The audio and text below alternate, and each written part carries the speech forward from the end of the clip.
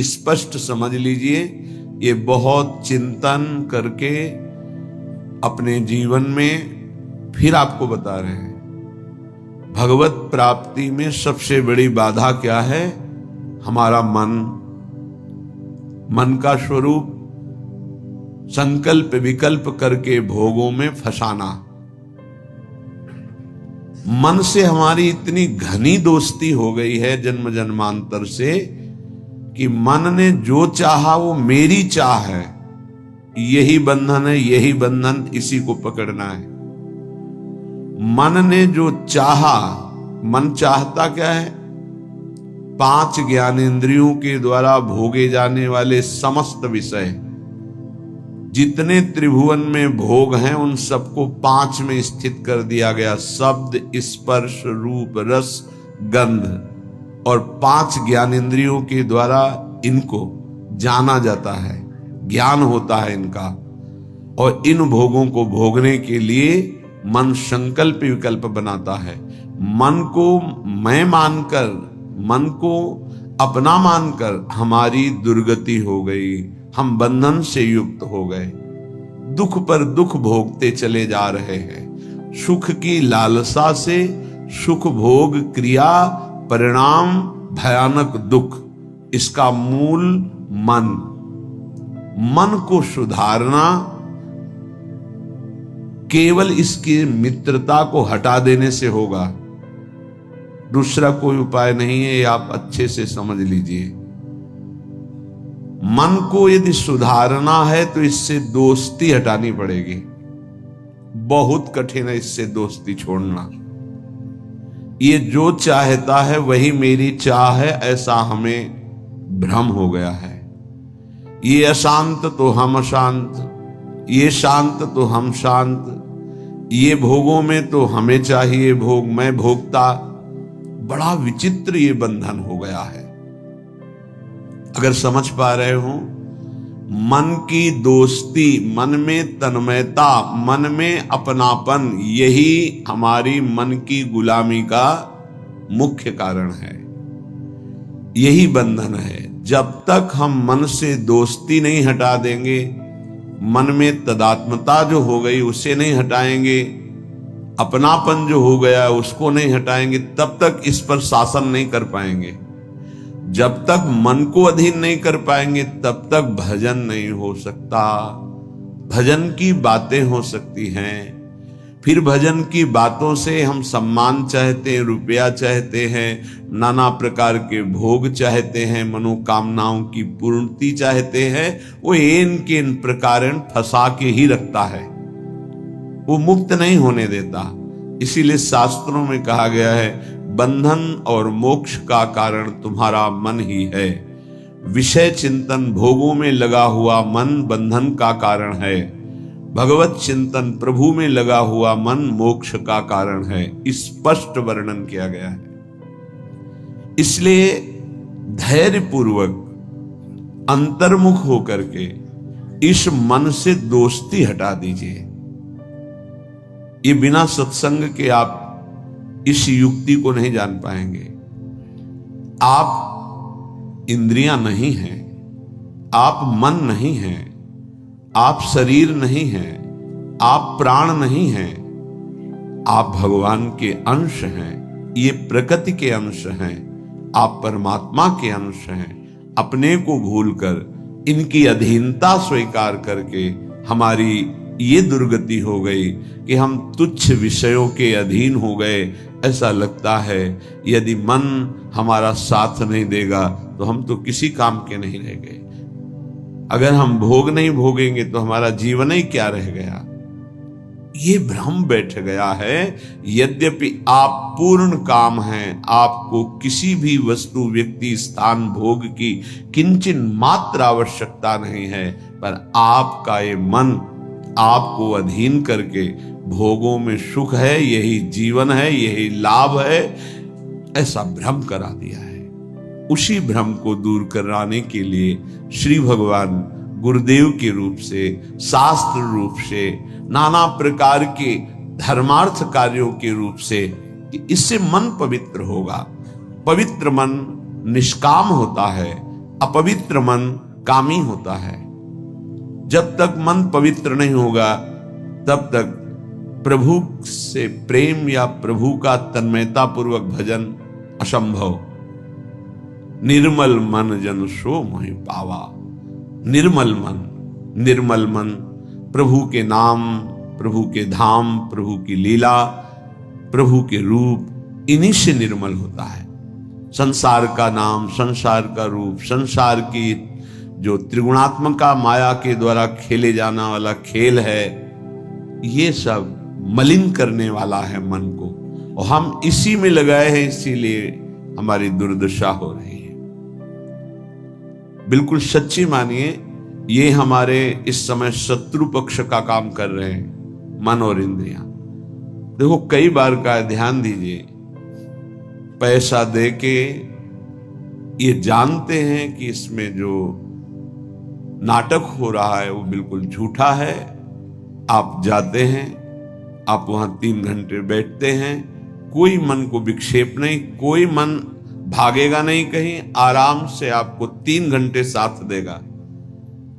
लेकिन 30 मिनट माला उठाइए, देखिए फिर इसकी चाल कितना भागता है। तो शत्रु हुआ या मित्र, गलत कार्य के लिए पूरा तन्मयता होकर साथ देगा, भगवत कार्य के लिए एकदम खिलाफ हो जाएगा। तो इसकी चाल को नहीं समझ रहे। हमारा मन हमारा दुश्मन है इस समय। इससे हमारी मित्रता का मतलब है बंधन, मित्रता का मतलब है सर्वनाश। बहुत बहुत सावधानी की जरूरत है। ये मन 5 मिनट ऐसी चेष्टा करा देगा, आजीवन कारावास। कुछ क्षण ऐसी चेष्टा करा देगा, फांसी की सजा। कुछ क्षण ऐसे पाप करा देगा, नहीं कोई जानेगा, तो अंदर से भयानक रोगों की उत्पत्ति, अशांति, हृदय का हर समय दाह युक्त होकर जलना, बहुत प्रकार से कष्ट ही कष्ट देने वाला है। दुख योनयः, इससे दुख ही प्रकट होता है। इसलिए उपासक अपने आप को और मन को अलग करना सीखे। मन की मांग जो सही है वो पास कर दीजिए, जो गलत है उसको ना कर दीजिए, और बहुत जोर से ना कीजिए।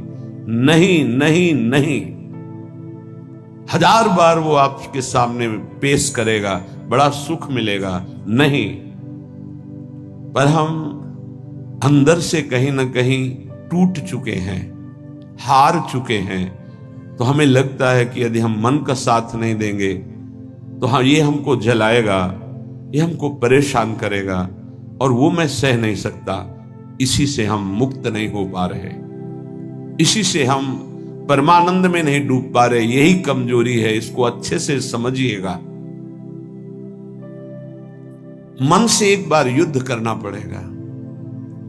यदि इतना सत्संग के द्वारा हम विवेक प्राप्त कर ले कि ये मैं नहीं हूं, मन ये मेरा नहीं है, मन प्रकृति का अंश है, बस फिर तो आप लड़ सकते हैं। और जब मेरा मन, तो आपकी सामर्थ्य नहीं कि ना बोल सके।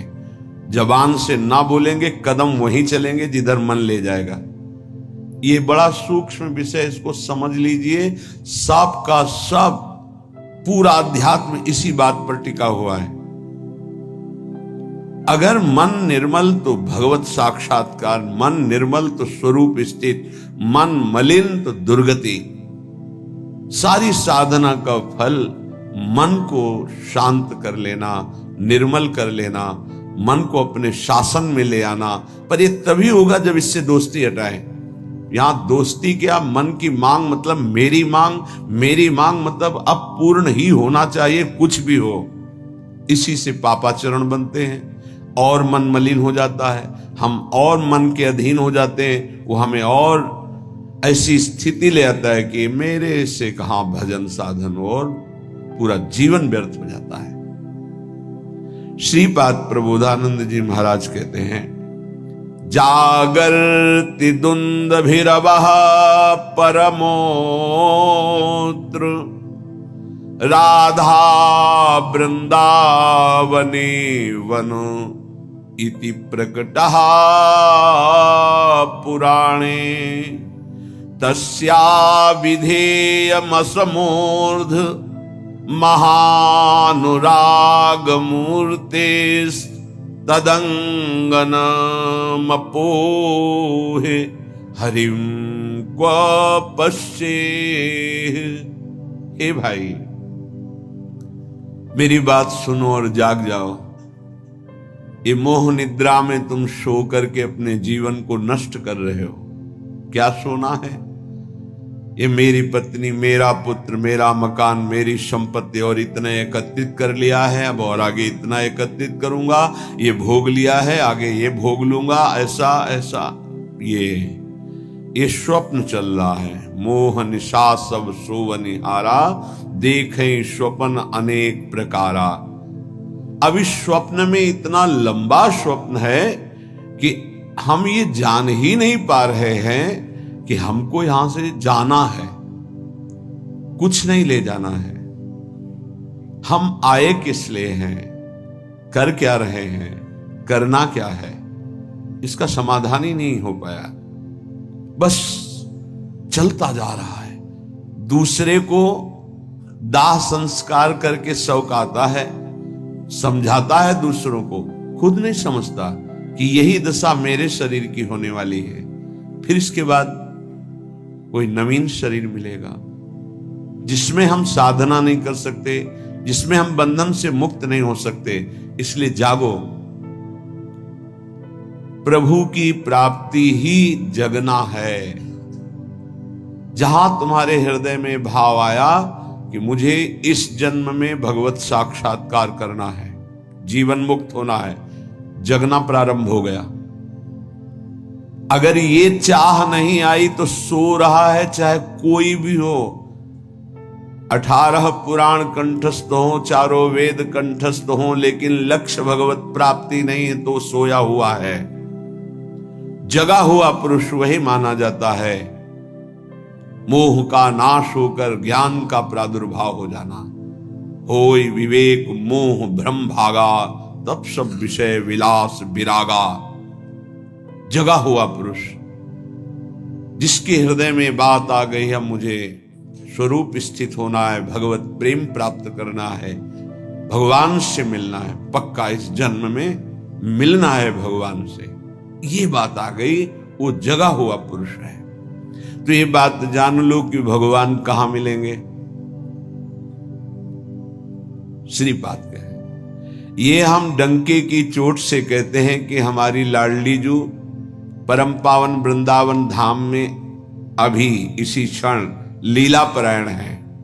राधा वृंदावने वन इति प्रकटः पुराणे, बहुत से शास्त्रों में ऐसा वर्णन, गर्ग संहिता देख लीजिए, पाताल खंड में ब्रह्म वैवर्त पुराण में बहुत सुंदर वर्णन है, जगह जगह वर्णन है। तो जहां हमारी किशोरी जो है वहीं प्रभु विराजमान है। अब सूक्ष्म विषय इसका, किशोरी जो प्रेम रूप है, जहां प्रेम है वहीं हरि है। प्रेम के बिना हरि का साक्षात्कार नहीं हो सकता।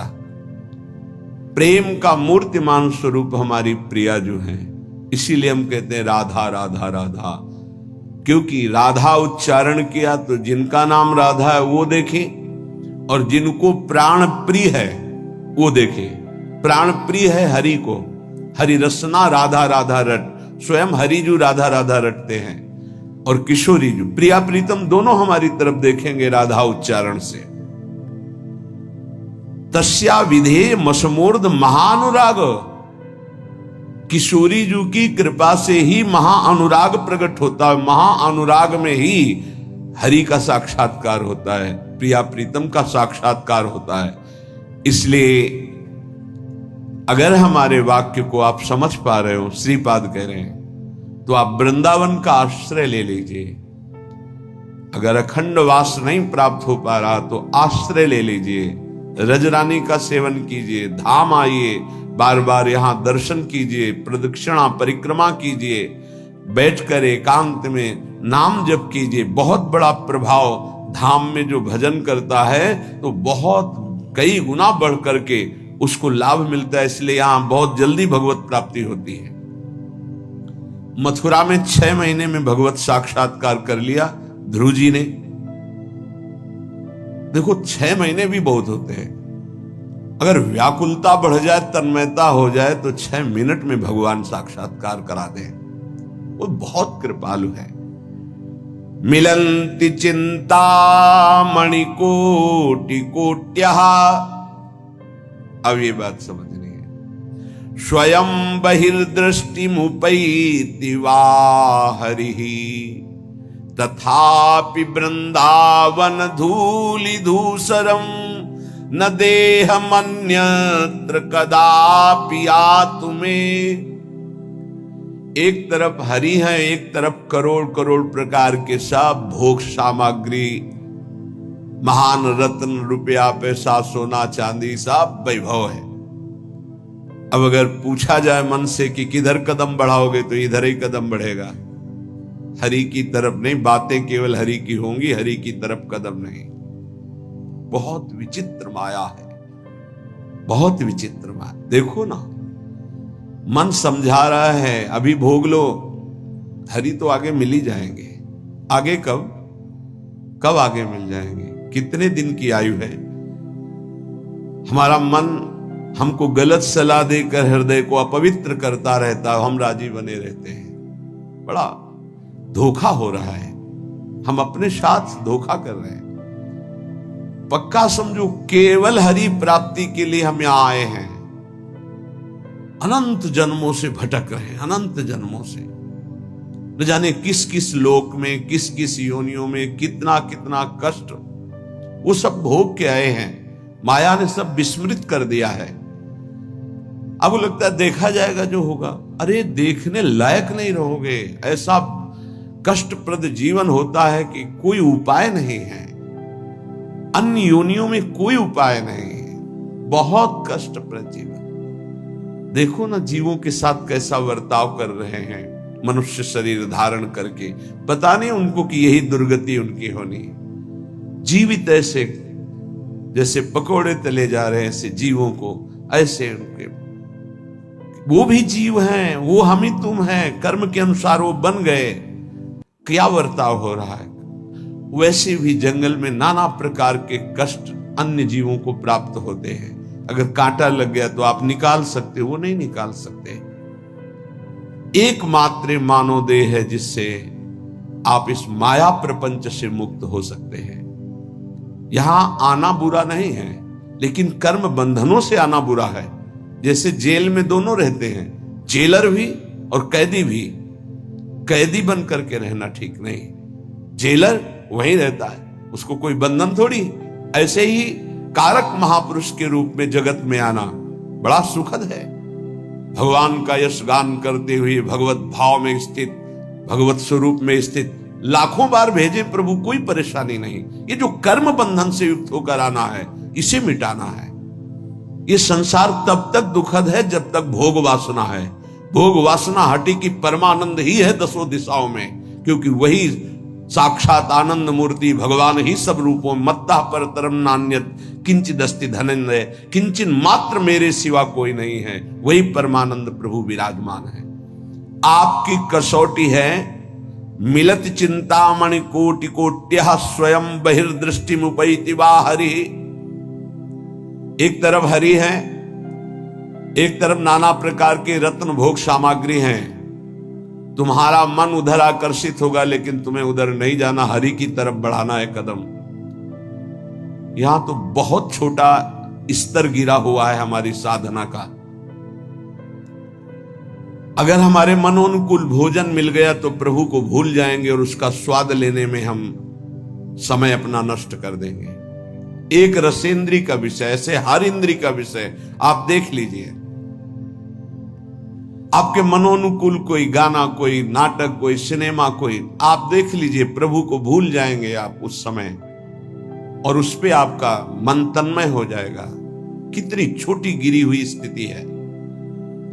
त्रिभुवन का कोई भी आकर्षण हमारा नाम न छुटवा पावे, भगवत स्मृति न छुटवा पावे, तब तो साधना मानी जाएगी। बिल्कुल सावधान। श्रीधाम वृंदावन का जो वास है, आश्रय है, ये बहुत जोर का है। आश्रय से ही भगवत प्राप्ति हो जाएगी अगर दृढ़ निष्ठा आ जाए। कोटि कोटि चिंतामणि रत्न आदि आपको प्राप्त हो तो भी तुम आश्रय मत छोड़ना, प्रभु का, वृंदावन का, धाम का। पहली बात तो ये भगवत आश्रय कहीं भी रहोगे तो ये धाम आपको अपनी महिमा प्रकाशित कर देगा। कहीं भी आश्रय पक्का होना चाहिए।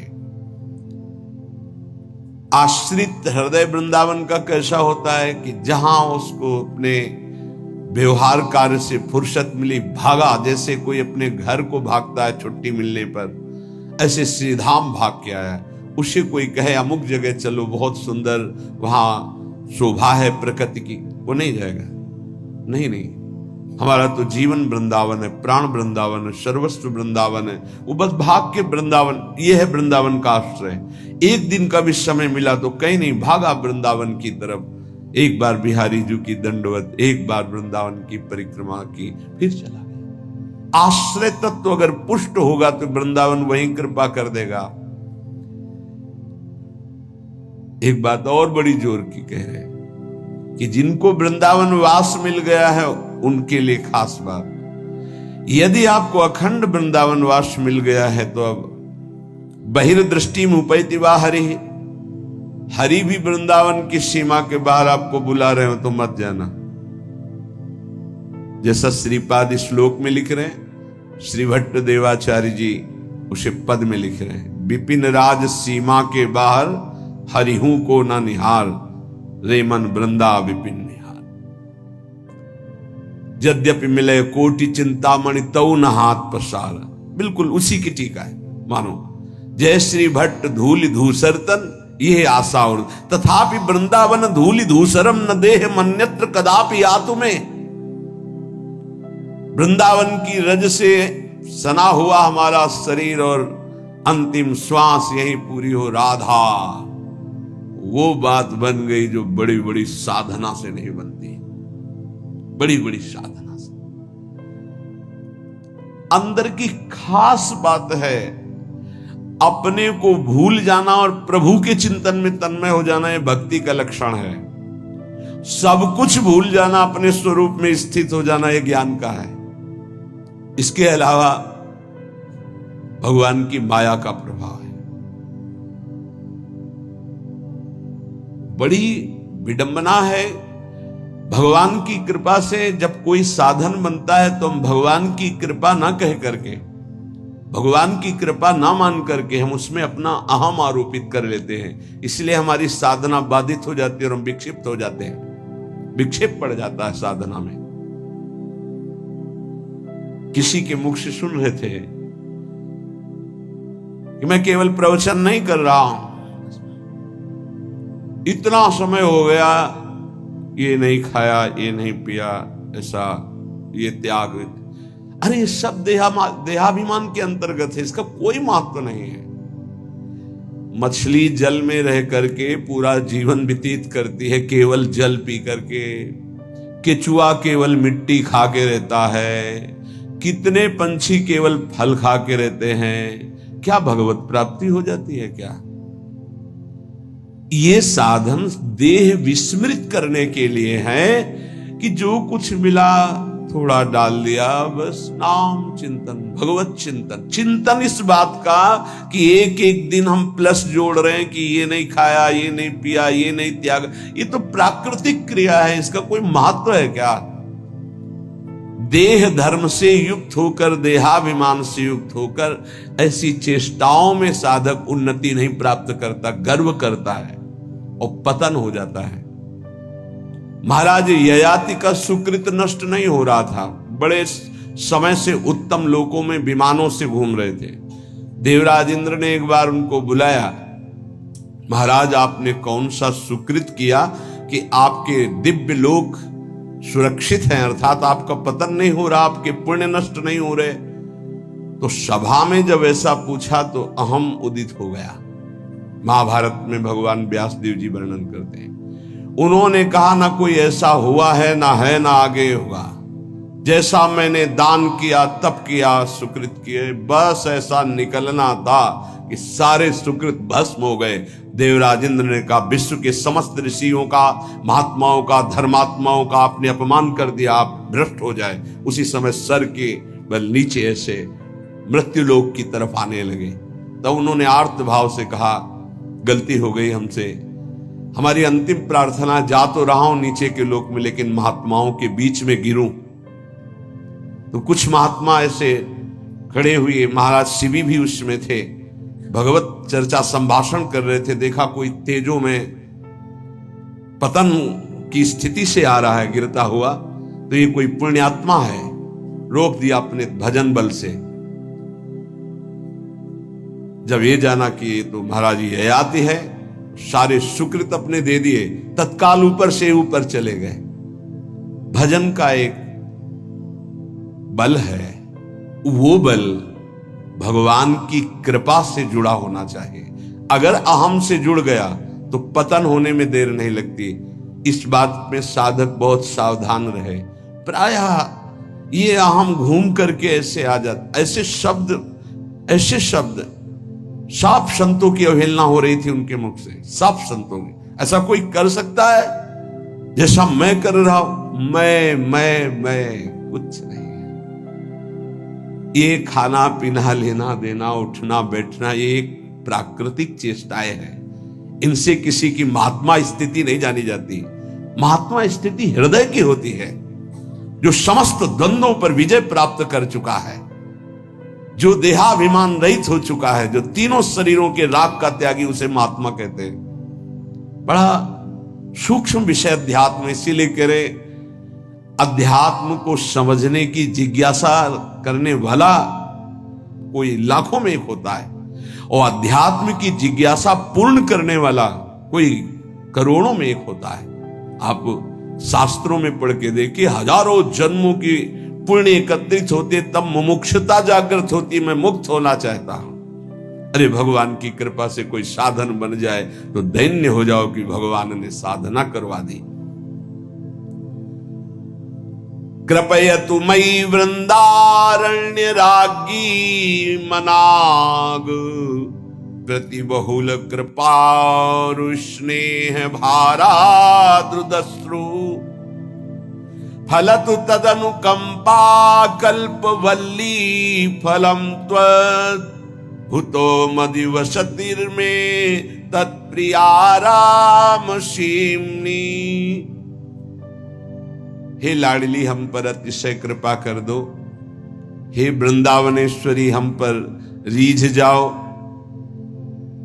ऐसी कृपा कर दो कि आपकी चरण चिन्हों से चिन्हित इस भूमि की सीमा से कभी बाहर ना जाऊं, ऐसी कृपा कर दो। हे करुणामयी कल्पलता स्वरूप, कल्पलता कल्पतरु, जो इच्छा करो प्राप्त। मेरी इच्छा यही है, ये इच्छा मेरी फलीभूत हो जाए कि मैं कभी वृंदावन की सीमा से बाहर न जाऊं। हे लाडली, यदि बाहर जाऊं तो आपका भरोसा केवल रहे हृदय में। आपके भरोसे से ही हम संसार प्रपंच के खेलों में फंसेंगे नहीं। महारानी जू, हे प्रियाजू, आप करुणामयी हम पर ऐसी कृपा कर दो कि पहली बात तो वृंदावन की सीमा के बाहर न जाऊं, दूसरी बात अगर बाहर सेवार्थ व्यवहार्थ तो हे लाडली आपके चरणों का दृढ़ भरोसा रहे।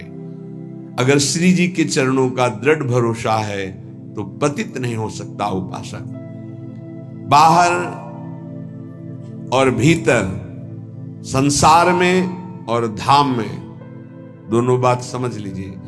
हृदय में और बाहर व्यवहार में, धाम में और संसार में, वही सौभाग्यशाली माना जाएगा जिसका चिंतन प्रभु से हो रहा है। जो प्रभु के चिंतन में जुड़ा हुआ है वही महान सौभाग्यशाली। धाम की एक असीम कृपा है, पर आप धाम में रहकर प्रिया प्रीतम का चिंतन नहीं करते, मनमानी पापाचरण करते हो, तो पुनः यही जन्म होगा लेकिन दंड मिलेगा। ऐसा नहीं कि आप धाम वास कर रहे हैं, मनमानी आचरण कर रहे हैं तो आपको विमान आएगा, नहीं, आपको यही दंड मिलेगा। बहुत विविध प्रकार के दंड है।